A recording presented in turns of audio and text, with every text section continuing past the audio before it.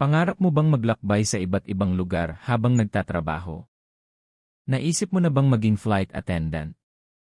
Marami ang naakit sa propesyong ito dahil sa pagkakataong makabiyahe at sa mga benepisyong kasama nito.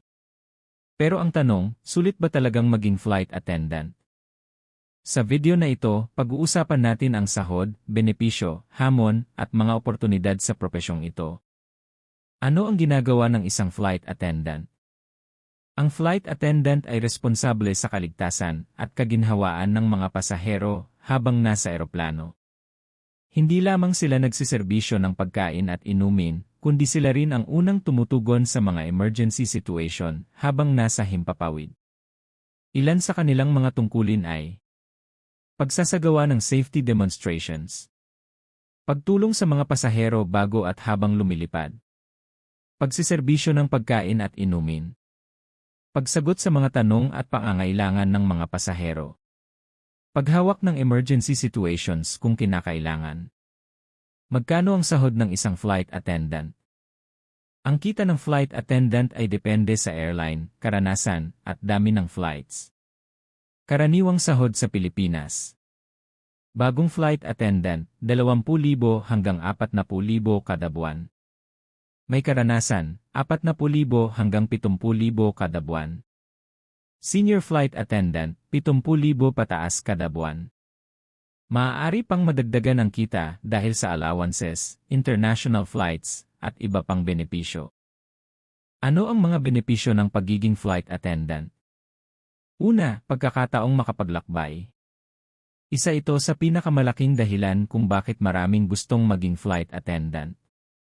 Nakakapunta sila sa iba't ibang lungsod at bansa bilang bahagi ng kanilang trabaho. Ikalawa, magandang benepisyo.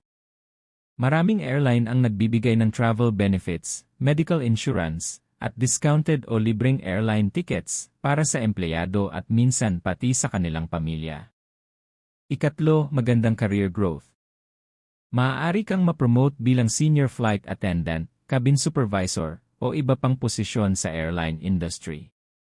Ika-apat, nahahasa ang communication skills. Araw-araw silang nakikipag-usap sa iba't ibang tao mula sa iba't ibang kultura at bansa.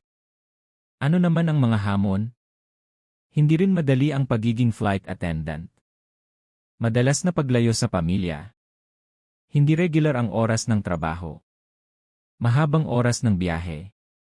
Jet lag at pagod dahil sa pagbabago ng time zones. Pagharap sa mga demanding o pasaway na pasahero. Kailangang laging maayos ang kalusugan at itsura. Kaya kailangan ng disiplina, pasensya, at mahusay na customer service skills. Sulit ba maging flight attendant? Para sa maraming tao, sulit ito lalo na kung mahilig kang maglakbay, makipagkilala sa iba't ibang tao, at magtrabaho sa isang dynamic na environment. Ngunit kung mas gusto mo ang regular na schedule at palaging kasama ang pamilya, maaaring maging mahirap ang lifestyle na kaakibat ng trabahong ito. Ang pagiging flight attendant ay hindi lamang tungkol sa paglalakbay. Ito ay isang propesyong nangangailangan ng responsibilidad, dedikasyon, at kakayahang pangalagaan ang kaligtasan ng mga pasahero. Sulit maging flight attendant para sa mga taong handang harapin ang mga hamon kapalit ng mga oportunidad na makapaglakbay, magkaroon ng magandang benepisyo, at makabuo ng exciting na career. Tulad ng ibang propesyon, mahalagang timbangin ang mga benepisyo at hamon bago magdesisyon. Kung nagustuhan mo ang video na ito, huwag kalimutang i-like, i-share, at mag-subscribe para sa iba pang mga video tungkol sa iba't ibang trabaho, sahod, at career sa Pilipinas. Salamat sa panonood at magkita-kita tayo sa susunod na video.